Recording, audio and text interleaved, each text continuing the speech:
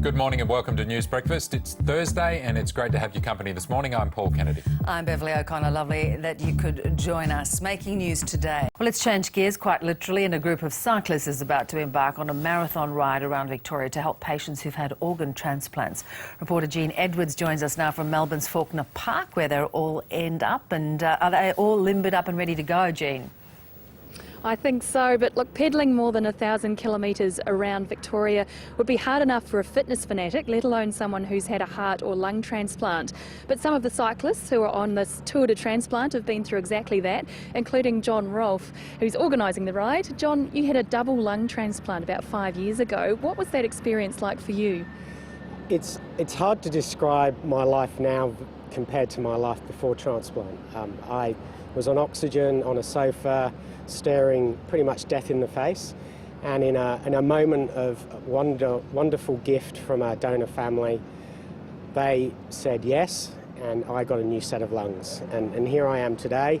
I've spent a year organising this massive bike ride with a great team behind me, and we're just thrilled to have it underway this Saturday. But my transplant was just a wonderful thing, and my quality of life now is absolutely amazing.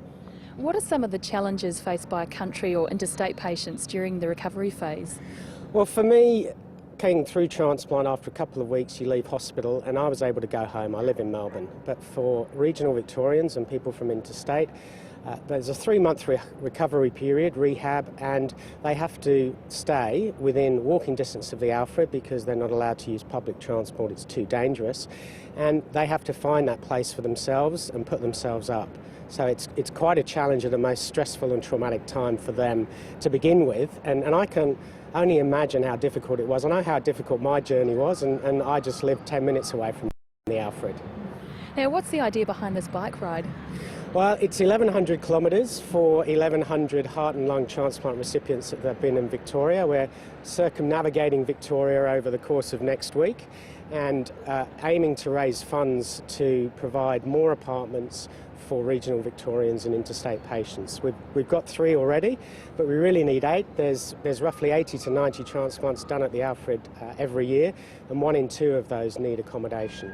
And how much money would you like to raise?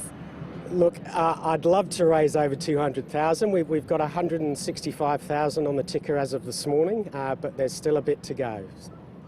And what's the demand like for people in need in this situation? There's a lot of, for every one of those recipients, there's a donor family out there. And we're very keen as part of this Tour de Transplant to also encourage people to talk about organ donation with their family and their loved ones. Have the chat that saves lives is our tagline, and we've been sponsored by the Organ and Tissue Authority to take the community awareness of organ donation out into regional Victoria, and we're talking at local schools and local community groups to get them talking to their families about their organ donation wishes. Now, more than 1,000 Ks is an awfully long way. How's your fitness now? Look, I do okay, but I'm not doing 1,100 Ks on a bike. I did a triathlon up in Noosa a few years ago, and over the last couple of years I've been doing a lot of swimming, and in fact a couple of years ago I went across to San Francisco and swam back from Alcatraz. So I think I'm doing okay, but I'm not doing 1,100 Ks on the bike.